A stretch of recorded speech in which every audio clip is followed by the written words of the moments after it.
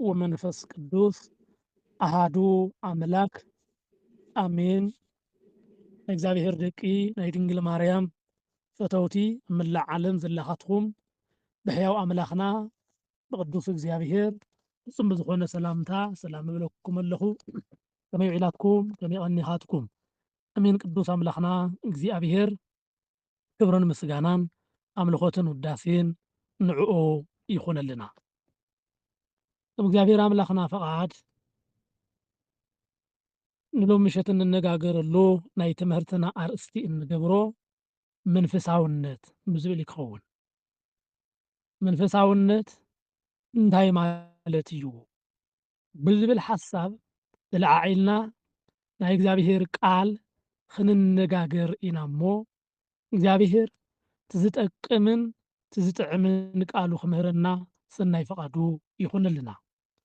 ጥበብ ንጥበበኛታት እትዕድል ወላዲተ ኣምላኽ ምልእቲ ጸጋ ኣማላድነታ ጸጋ ይፈለየና። መድኃኔ ዓለም ክርስቶስ ናይ ልብና መብራህቲ ይኽፈተልና የብርሃልና። መንፈሳውነት እንታይ እዩ?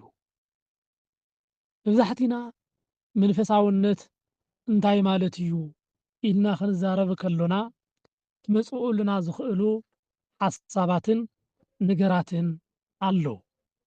መንፈሳውነት ማለት ንመጀመርታ ክንርኢ ከሎና ንምብዛሕቲና ሕቶ ክኾነና ዝኽእል ነገር ግን ክንምልሶን ከሎና መንፈሳውያን ዝበሃሉ መነመን እዮም ክንብል ከለና ወዲ ሰብ ኩሉ መንፈሳዊ ተባሂሉ ክጽዋዕ ይኽእል እዩ። ብናይ መጀመርታ ሓሳብ ናይ እግዚአብሔር እስንፋስ ዘለዎ ኩሉ ናይ እግዚአብሔር ፍጥረት ዝኾነ ኩሉ በመጀመርታ እንታይ እዩ ማለት እዩ? መንፈሳዊ እዩ ማለት እዩ። መንፈሳዊ እዩ። እዚ መንፈሳዊ እንታይ ማለት እዩ እንተተባሂሉ እምነት ዘለዎ ይኹን ዘይብሉ ብሙሉኡ መንፈሳዊ እዩ ተባሂሉ ክጽዋዕ ይኽእል እዩ። ምክንያቱ እግዚአብሔር መጀመርታ ንወዲ ሰብ ክፈጥር ከሎ ኣብ ኦሪት ዘፍጥረት እንረኽቦ ቃል እንታይ እዩ ዘረድአና? እግዚአብሔር ብኣርአያኡን ብኣምሳሉን ንወዲ ሰብ ፈጠሮ እዩ ዝብል። እዚ ኣፈጣጥራ ሎሚ ብዝተፈላለዩ እምነት ዘለውን ከይተረፈ ሎሚ ኣብ ምድርና ዝንቀሳቐሱ ብሙሉኦም ናይ ኣዳምን ናይ ሄዋንን ዝኾኑ ፍጥረታት ብሙሉኦም ናይ እግዚአብሔር ፍጥረታት እዮም። እዚ መንፈሳውነት እንታይ ማለት እዩ ክንብል ከለና ሓሳቡ ብሰፊሑ እዩ። ነገር ግን ተሓሳብ መጢና ክንሪኦ ከሎና መንፈሳውያን ዝበሃሉ መነመን እዮም ዝብል ሓሳብ ክንርኢ ከለና ኩሎም ደቂ ሰባት መንፈሳውያን እዮም ተባሂሎም ክጽውዑ ይኽእል እዮም። ነገር ግን እዞም መንፈሳውያን ኢልና ንጽውዖም ሰባት ግን ቀንዲ ዓብይ ሓሳብ እንታይ እዩ ናብ ዝብል ክንመጽእ ከሎና ግን ዝረድአና ዝነግረና ሓሳብ ግን ኣሎ። ንሱ እንታይ እዩ? ደቂ ሰባት መንፈሳውያን እዮም ኢልና ክነልዕል ከለና እግዚአብሔር ብዝፈጠሮ ፍጥረት ሰብ እንታይ እዩ ማለት እዩ? መንፈሳዊ ማለት እዩ። ኣብ ኦሪት ዘፍጥረት ክንርኢ ከለና ምዕራፍ 1 ካብ ፍቕዲ 26 እንታይ እዩ ዘረድአና? ኣብ ኦሪት ዘፍጥረት ምዕራፍ 1 ካብ ፍቕዲ 26 ዝነግረና ቃል ከምዚ እዩ ዝብል፣ እግዚአብሔር ከዓ ብመልክዕና ከም ምስልና ሰብ ንፍጠር በለ። ብምንታይ በለ? ብመልክዕና። ብመልክዕና ክብል ተናገረ። እዚ መልክዕ ማለት እንታይ ማለት እዩ ንዝብል ቃል መጻሕፍቲ ኩሉ ኣመላኪዖምን ኣሰናዲኦምን ክነግሩና ከለዉ ወይቤ እግዚአብሔር ንግበር ሰብአ በአርአያነ ወበአምሳሊነ እዩ ዝብል። እዚ ከዓኒ እንታይ ማለት እዩ? ላይክነስ ጋድ ጌታ እንታይ እዩ ዝበለ? ጎይታና መድኃኒና ኢየሱስ ክርስቶስ ንእግዚአብሔር ምምሳል በአርአያውን በአምሳሉን ሰብ ዝመስለሉ መገዲ ይገልጸልና ማለት እዩ። እዚ መንፈሳውነት ብነገር ሁሉ ንእግዚአብሔር ዝመስለሉ ሓሳብ ንእግዚአብሔር ንክርስቶስ ንእግዚአብሔር ንፈጣሪኡ ዝመስለሉ ነገር ይነግረና ማለት እዩ። እዚ ከዓ እንታይ ማለት እዩ? በአርአያ ስላሴ በአርአያ ስላሴ ስለልኾነ ማለት እዩ። እዚ ከዓ ምሕሳብ ምንጋር እዚኣቶም ኩሉ ዝኣመሰሉ እንታይ እዮም ማለት እዩ? መንፈሳውያን እዮም። ክድህሰሱ ክጭበጡ ዘይኽእሉ ናይ እግዚኣብሔር ውህብቶታት እዮም እዚኣቶም።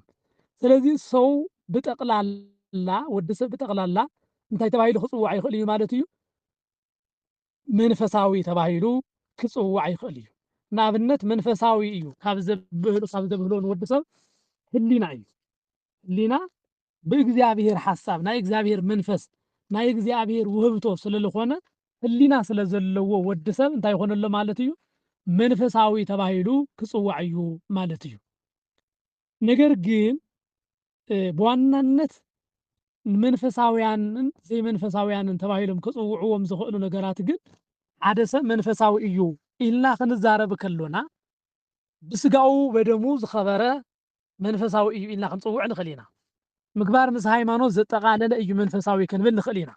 እዚ እግዚኣብሔር ዝሃበና ከምኡ እውን ክውሰድ ዝኽእል ነገር እዩ እዚ ነገር እዚ ማለት እዩ እምበር እቲ መንፈሳውነት ኢልና ንፅውዖ ግን ሸኽ ይኹን ቀሺ ካሊእ ኣማኒ ዝኾነ ኩሉ እግዚኣብሔር ብኣርኣያውን ብኣምሳሉን ስለ ዝፈጠሮ ሰብ እንታይ ማለት እዩ?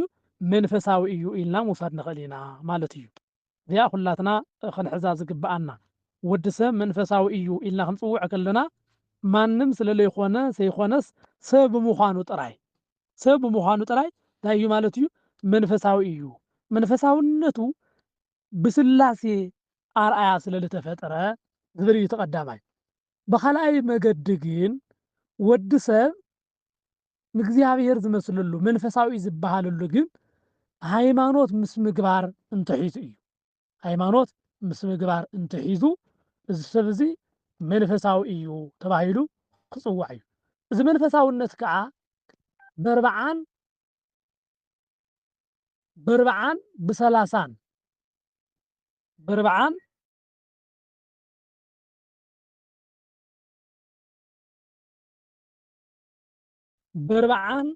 ብሰማንያን ተዋሃበና ጸጋ ምዃኑ ይነግረና ማለት እዩ። የቀሬታ ድምፂ ይረብሽኩም ከይኾን እዚ በርብዓን ብሰማንያን ዝተዋሃቦ ጸጋ ናይ እግዚኣብሔር ውልድነት ብምርኻቡ ብክርስቶስ ክርስቲያን ተባሂሉ ናይ መንፈስ ቅዱስ መሕደሪ ኮይኑሎ ማለት እዩ።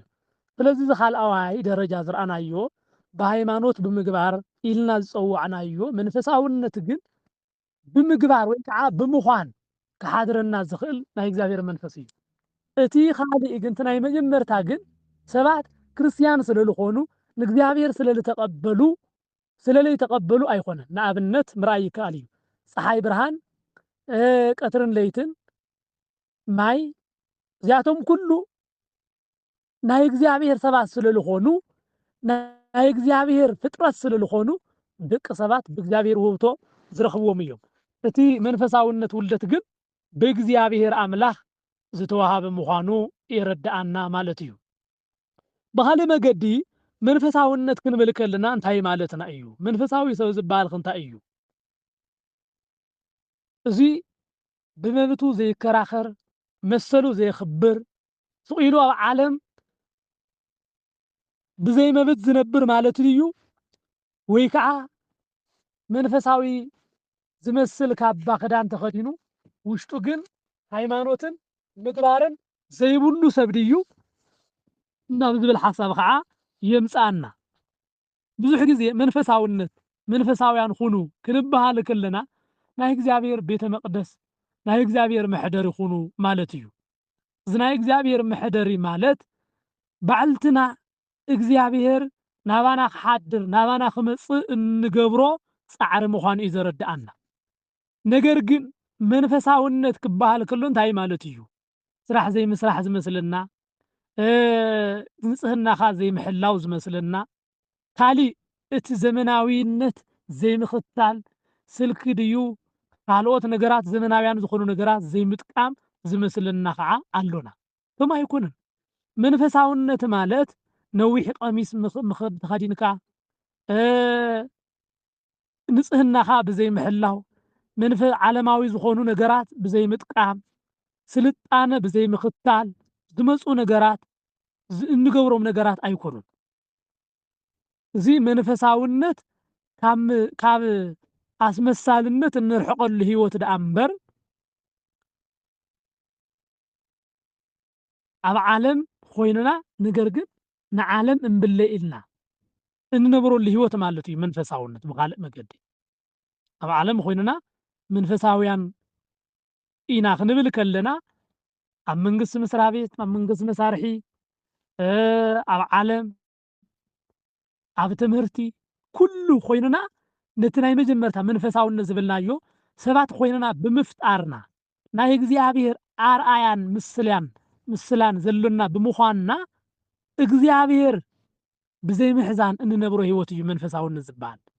እግዚኣብሔር ብህይወትና ከይሓዝን እግዚኣብሔር ብህይወትና በቲ ከንበረና ወይ ከዓ ንሱ ብዝደልዮ መገዲ ብዘይምንባርና እግዚኣብሔር ክሓዝን ስለ ዝኽእል ንዕኡ ብዘይሕዝን መገዲ ምንባር መንፈሳውነት እዩ እምበር ኣብ ዓለም ዘለው ነገራት ብዘይምጥቃም ንዓለም ስኢልካ ኣነዓዕቕካ ብምግዳፍ ዝረአ ሃይማኖት ኣይኮነን።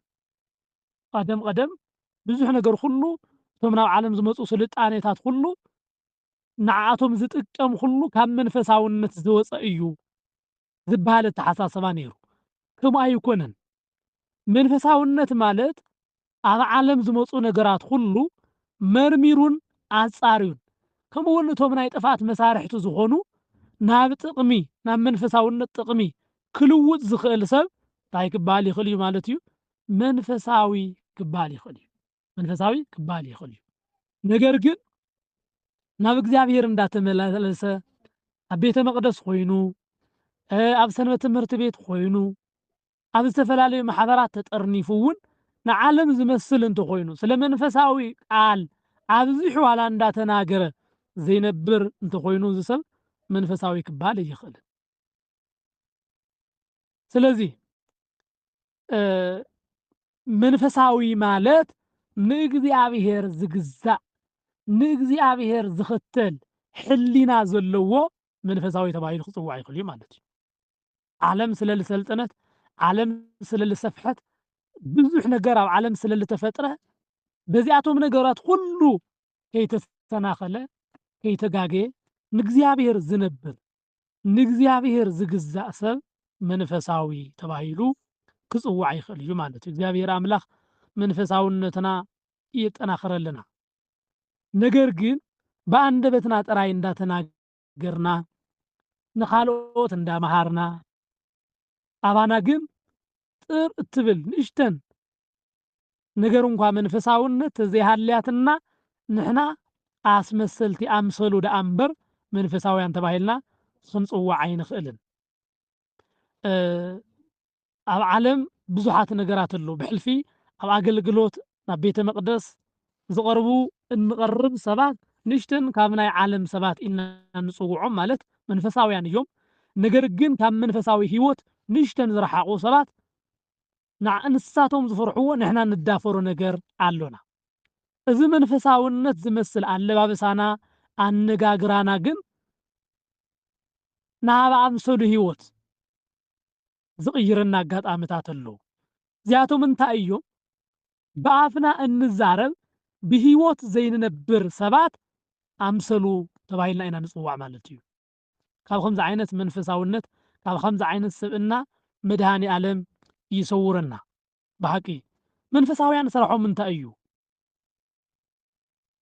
ይፀውሙ፣ ይጽልዩ፣ ይሰግዱ፣ እግዚአብሔር ይግዝኡ፣ ዓለም ዝበለት ትበል ንዓለም ኣይሰምዑን።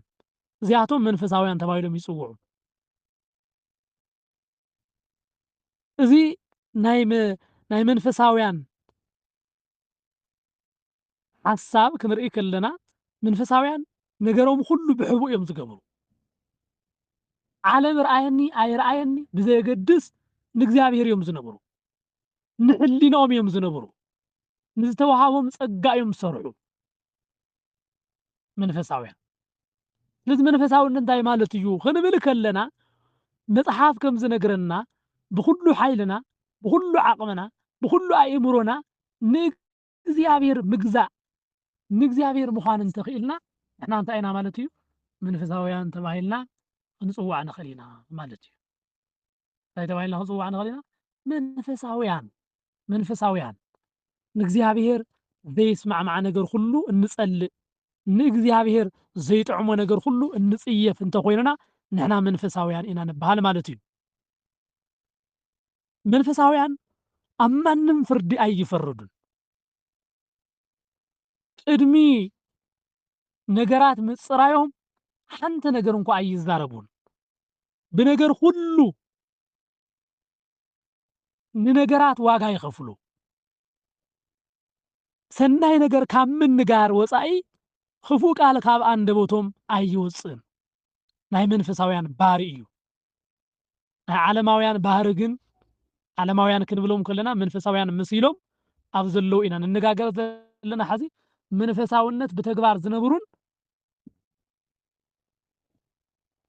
ኣብ መንፈሳውነት እንዳስመሰሉ ዝነብሩን ማለት እዩ ኣብ ክልቲኦም መንጎ ኢና ንዛረብ ዘለና መንፈሳውያን ዝመስሉ ግን መንፈሳውያን ዘይኮኑ ሰባት ኣለዉ ክንሪኦም ከለና መማህራን እዮም ዝመስሉ ነገር ግን መምህራን ኣይኮኑን ውሽጦም ክረአ ከሎ ውሽጦም ክፍተሽ ከሎ ባዶ ዝኾኑ ማለት እዩ ባዶ ዝኾኑ ቁም ነገር ዘይብሎም ዘይተማሃሩ ዘይተመራመሩ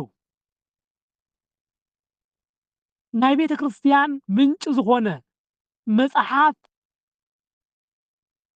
ክናገሩ ዘይኽእሉ ግን ብንግግሮም በአንደበቶም መንፈሳውያን ዝመስሉ ግን መንፈሳውነት ዋላ ሓንቲ ነገር ዘይብሎም ንርእሶም ጥራይ እንተቐኒዓቶም ገንዘብ ዝረኽቡላ መገዲ እንተረኺቦም ጥራይ ንዓ ብምንጋር አንደበቶም ኣመቻችዮም ብምንጋር ጥራይ ነገር ግን ካብ አንደበቶም ዝወፅእ መርዚ ዘለዎም ሰባት እዚኣቶም ኣስመሰልቲ ኣምሰሉ ተባሂሎም ክጽውዑ ዝኽእሉ እዮም መንፈሳውያን እዚ ተግባር ኣብ ህይወቶም የብሉምን ዘጥፍአ ሰብ እንኳ እንተርእዮም ንኽኩንኑ ንኽፈርዱ ኣይሃጽቡን ብጣዕሚ እዮም ህድእ ዝብሉ መንፈሳውያን ንርድኦም ናይ መንፈሳውያን ሰባት ህይወት ከመይ ዝበለ እዩ እንተኢልና ኣብ ልዕሊ ሰባት ንኸይፈርዱ ኩሉ ግዜ እዮም ዝጥንቀቑ ንኸይፈርዱ ዘይፈልጥዎ ነገር ንኸይዛረቡ ብጣዕሚ እዮም ዝጥንቀቑ እቲ ዝፈልጥዎ ነገር እንኳ ንኽዛረቡ ብጥንቃቐ እዮም ዝናገሩ እዚኣቶም መንፈሳውያን እዮም ቅድሚ ምንጋሮም ብዙሕ እዮም ዝሓስቡ ቅድሚ ምንጋሮም ቅድሚ ምፍራዶም ናይ መንፈሳዊ ናይ ኣምሰሉ ሰባት ወይ ከዓ ህይወቶም መንፈሳውነት ዘይተላበሰ ሰባት ግን ኣቐዲሞም እዮም ዝፈርዱ ድሓርከ በታ መጀመርታ ዝተናገርዋ ክፉእ ቃል ተታሒዞም ዓይነይ ግንባር ይግበሮ ኢሎም ንሓሶቶም ብሓሶት ዝምልሱ በቲ ዝገበርዎ ዝሕፍር ነገር እንኳ ዘይጣዓሱ ንይቕርታ ዘይዳለው እዚኣቶም መንፈስ እግዚአብሔር ዝተፈለዮም ሰባት እዩ እዚ ክንዛረብ ከለና ናብ ማንም ከይትወስድዎ ናብ ባዕልኩም ህይወት ኢኹም ትወስዱ ናብ ባዕልትና ህይወት ኣነ ከምህር ከለኹ ናብ ባዕለ ህይወት ይኸወስዶ ዘሎን ኣብዚኣ ንሰምዕ ዘለና ቃል እግዚአብሔር ኩላትና ናብ ባዕልትና ኢና ክንወስዳ ዝግባአና በዚ መነፀር ኣነ መንፈሳዊ ድየ ወይስ መንፈሳዊ እየ ወይ ከዓ ኣምሰሉ እየ ኣስመሳሊ ድየ ወይስ ሓቀኛ ህይወት እዩ ዘሎኒ ኢልና ግን ንባዕልትና ክንርኢ ይግባአና ንባዕልትና ክንርኢ ይግባአና መንፈሳውያን ሰባት ኩል ግዜ ሰብ ንኸይጠፍእ እዮም ብጣዕሚ ዝጥንቀቑ ሰብ ከይጠፍእ ሰብ ካብ ሃይማኖቱ ከይጎድል ሰብ ካብ እግዚአብሔር ክብሪ ከይንእስ ሰብ ካብ እግዚአብሔር ጸጋ ከይጓደል ኣብዚሖም እዮም ዝሕስቡ እዞም መንፈሳውያን ሰባት እዞም ናይ ዓለም እዞም ካብ መንፈሳውነት ህይወት ወፃኢ ዘለው ግን ከመይ ጌርና ኢና ገንዘብ ክንረክብ ንኽእል ከመይ ጌርና ኢና ተፈላጥነት ክንረክብ ንኽእል ከመይ ጌርና ኢና ሃብታማት ክንኾን ንኽእል ከመይ ጌርና ኢና ፅዕንቶ ክንፈጠር ንኽእል ከመይ ጌርና ኢና ሰባት ኩሉ ንዓና ክኽተሉ ንዓና ከመስግኑ ብሕብርና ክፈልዩና ባነጋግራና ክፈልዩና ዝኽእሉ ኣብ ዝብል እዮም ዝጭነቁ እዞም ዘይመንፈሳውያን ዝኾኑ ሰባት መንፈሳውያን ኸ በቲ ዝናገርዎ ቃል እንኳ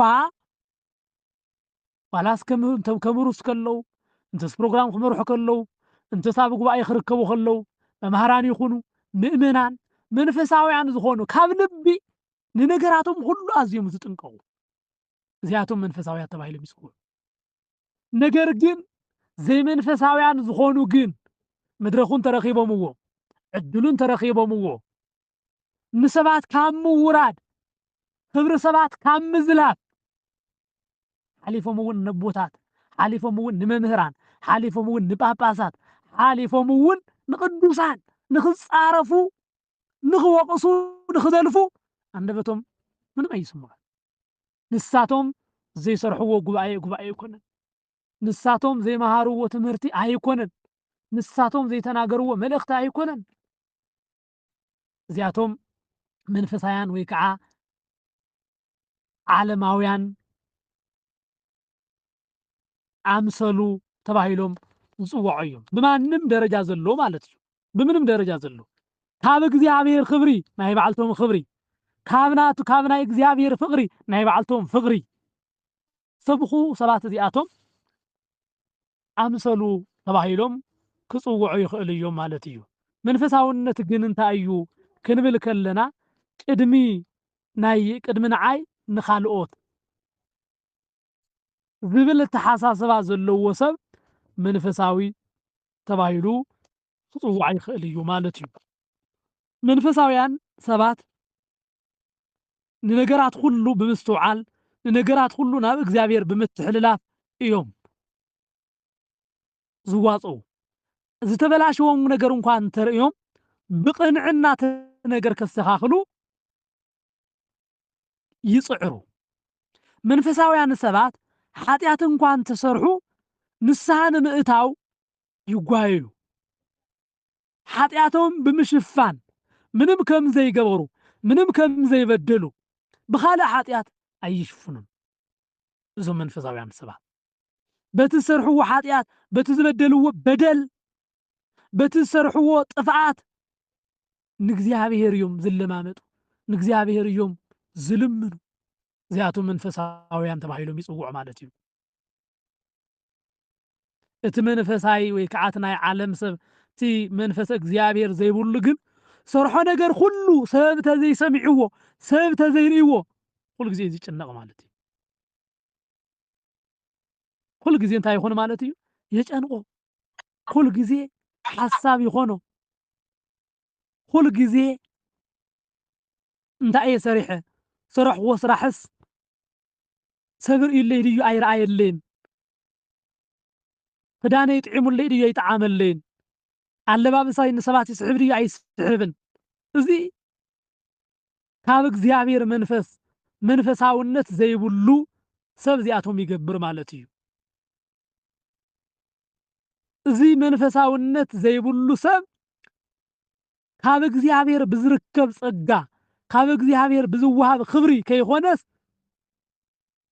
ዝረክዕ ወይ ከዓ ዝሕጎስ ብናይ ሰባት እዩ ሎሚ ጽቡቕ ምሂርካ ሎሚ ጽቡቕ ገሲጽካ ሎሚ ልክዕኦም ተናጊርካዮም ብዝብል ኣይኮነን መንፈሳዊ ዝረክዕ መንፈሳዊ ሰብ ሎሚ ብዙሓት ሰባት ኣደሚምካ ሎሚ ብዝተናገርካዮ ንግግርካ ብዘቕረብካዮ ሓሳብካ ንብዙሓት ሰባት ማሪኽካ ዝበሃል እዚ ሰብ መንፈሳዊ ኣይኮነን እዚ ክበሃል ዝጽዕር እውን መንፈሳዊ ኣይኮነን መንፈሳዊ ሰብ ብዝሰርሖ ነገር ኣይሰራሕኹን ብዝገበሮ ነገር ኣይገበርኩን ጸልዩ ኣይጸለኹን ለሚኑ ኃጢአተኛ እየ ንልመናይ እግዚአብሔር ከም ቸርነቱ ከም ምሕረቱ ይስማዓኒ ደኣ እምበር ኣነስ ኃጢአተኛ እየ በደለኛ እየ እንዳበለ ንእግዚአብሔር ዝለማመን ንእግዚአብሔር ብፍቅሪ ዝልምን መንፈሳዊ ተባሂሉ ይጽዋዕ። ስለዚ ንሕና መንፈሳውያን ዲና ወይስ ካብ መንፈስ እግዚአብሔር ዝወፃና? ኣዳመፅቲ ዲና ወይስ ለፍለፍቲ ኢና? ኣስተውዓልቲ ዲና ወይ ከዓ ችኩላትን ህፁፃት ኢና?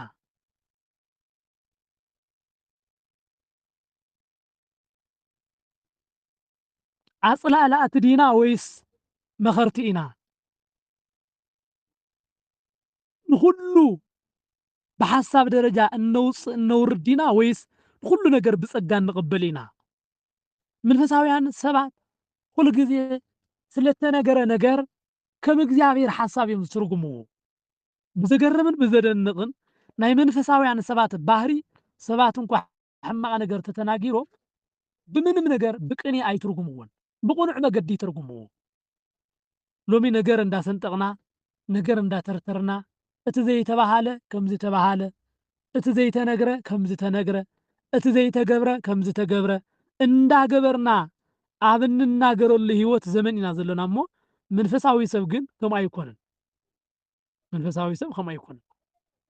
መንፈሳዊ ሰብ ሰባት ምስ ሞቱ ኣይኮነን ከንፈሩ እንዳመጠጠ ምፅ እንዳበለ ንሰባት ዝሕግዝ። መንፈሳዊ ሰብ ነቲ ዝተሸገረ ዝረድእ፣ ነቲ ዝፀገሞ ዝሕግዝ እዩ። እቶም ናይ እግዚአብሔር መንፈስ ዘይብሎም ግን ሰባት ክሞቱ ከለዉ ኣብ እንዳ መቃብሮም ናይ ኣዞ ነብዓት ዘንብዑ፣ ብኽያቶም ኩሉ ካብ ውሽጢ ዘይኮነ፣ ሓዘኖም ኩሉ መንፈሳውነት ዘይተማልኦ፣ ብልቦም ካሊእ ነገር እንዳበሉ ብኸናፍሮም እንዳተንቀሳቀሱ ብዕንቶም እንዳነብዑ ዝበኽዩ እዚኣቶም ግን ኣስመሰልቲ ደኣ እምበር መንፈሳውያን ኣይኮኑ። መንፈሳውነት ክበሃል ከሎ ግን ብኩሉ ነገርና ንእግዚአብሔር ንግዛእ እንተኮይንና፣ ንኻልኦት ሰናይ ነገር ብምግባር እንፍለጥ እንተኮይንና፣ ካባና ንላዕሊ ንኻልኦት እንብል እንተኮይንና፣ ካባይ ሓወይ ተቸጊሩ ኣሎ ሓፍተይ ተፀጊማ ኣላ ንዓይ ይትረፈኒ ንዓኣ ይኹን ንዕኡ ይኹን ዝብል ሓሳብ ኣብ ልቦናና እንተሃልዩ ብለባበሳና፣ ብከዳድናና፣ ብኣነባብራና ብዘይገድስ መንፈሳዊ ህይወት ኣብ ልቦናና ገንዘብ ምግባር ማለት ንእግዚአብሔር ዝጥዕሞ ነገር ምግባር ማለት እዩ። ምናልባት ንዓና ዘይክጥዕመና ይኽእል፣ ብስጋና ክጎድለና ይኽእል ኣብ ዓለም ከም እንገብሮ። እዚ መንፈሳውነት ክበሃል ከሎ የዋህነትን ንእግዚአብሔር ምግዛእን ስለዝኾነ እቲ ንእግዚአብሔር እንግዛኣሉ ጉዳይ ግን ንዓለም ዘይሐጉሳ ንስጋና እውን ዘይከደስታ ይኽእል እዩ። በዚ ምክንያት ከዓ እግዚአብሔር ኣምላኽ ዘሐጉሶ ነገር ብምግባር እንነበር እንተኮይንና ንሕና እንታይ ኢና ማለት እዩ? መንፈሳውያን ኢና ማለት እዩ። መንፈሳውያን ኢና።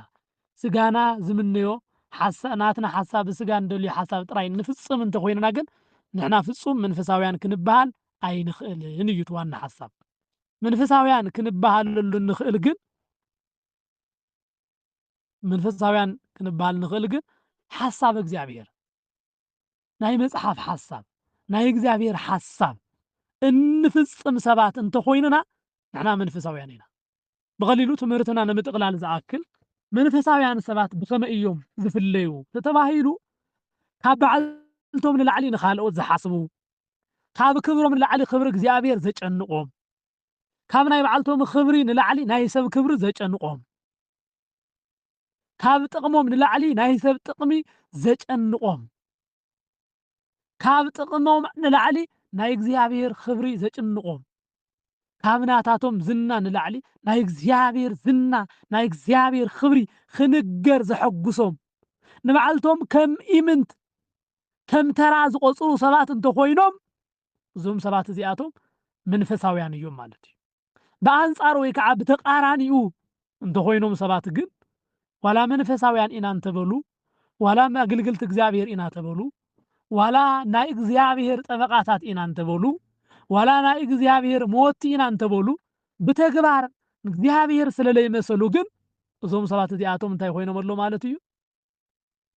ዓለማውያን ደኣ እምበር መንፈሳውያን ይኾኑ ወይ ከዓ ኣምሰሉ ኮይኖም ኣለዉ ማለት እዩ ብቐሊሉ መንፈሳውያን እንፈልጦም ንርእሶም ትሕት ዘበሉ እዩ ብትሕትንኦም ወይ ከዓ ንርእሶም ትሕት ብምባሎም በዚ ኢና ንፈልጦም ክብሮም ኩሉ እግዚኣብሔር ዝኾኖም ክብሮም ኩሉ ውርደቶም ዝኾኖም ኣብዛ ምድሪ እዚኣ ስለ ዝተዋረዱ ኣብዛ ምድሪ እዚኣ ንርእሶም ስለ ለሓቡ ኣብ ሰማያት እግዚኣብሔር ክብሮም ስለ ዝተፀሓፈ ዝንኦም ስለ ዝተነግረ ኣብ መንግስቲ እግዚኣብሔር ሕብረት ስለ ዝረኸቡ ብዓለም ምንም ዘይጭንቑ ኣብ ዓለም ከበሩ ተዋረዱ ምንም ዘይመስሎም ሰባት ብዛዕባ ሂወቶም ብዛዕባ ርእሶም ምንም ዘይገድሶም እንተኮይኖም እዞም ሰባት እዚኣቶም መንፈሳውያን ተባሂሎም ይፅውዑ ማለት እዩ በዚ መገዲ ትምህርተይ ንምጥቕላል ዝኣክል ንሕና ንመን ኢና ንመስል ኣምሰሉ ዲና ወይ ከዓ መንፈሳውያን ኢና ኣብዚ ሓሳብ እዚ መምህር ክርስቶ